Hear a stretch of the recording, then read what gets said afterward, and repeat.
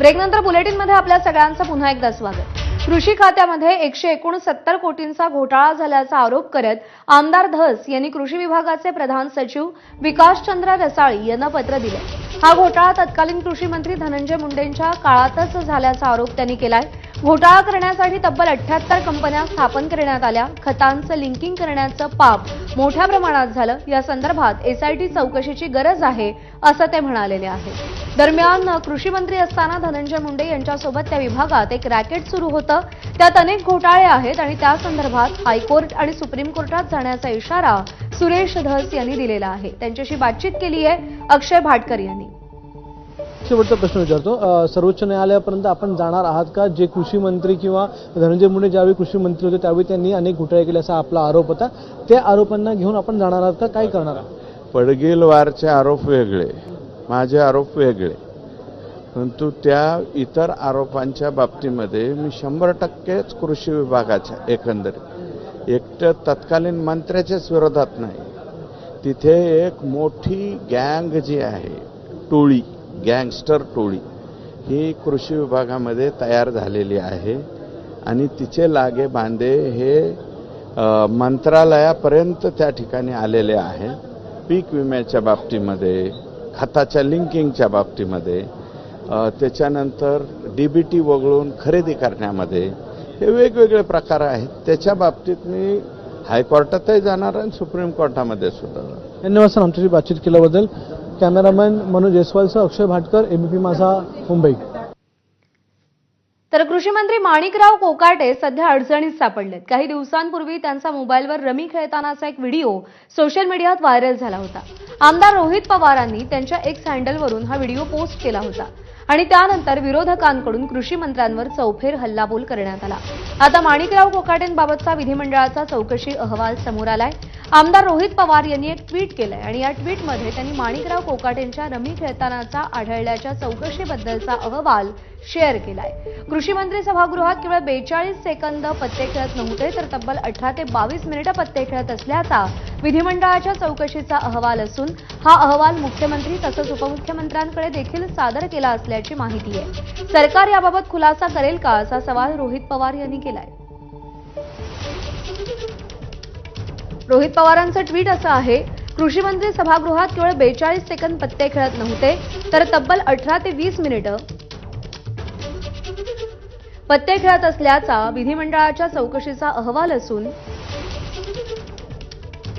हा अहवाल मुख्यमंत्री तसंच उपमुख्यमंत्र्यांकडे देखील सादर केला असल्याची माहिती आहे।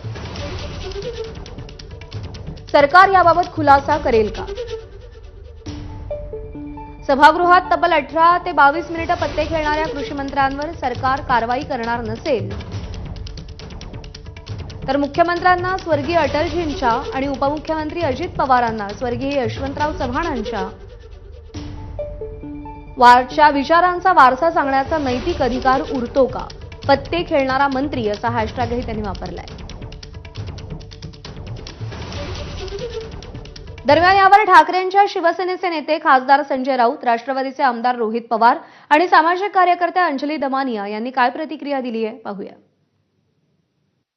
मंत्रिमंडळातले जे अपराधी आहेत, माणिक कोकाटे असतील, शिरसाट असतील, संजय राठोड असतील, बरं अन्य कोणी असतील, ज्यांची जागा बाहेर असायला पाहिजे ते तुरुंगात आहेत, ज्यांची जागा तुरुंगात असायला पाहिजे ते मंत्रिमंडळात आहेत।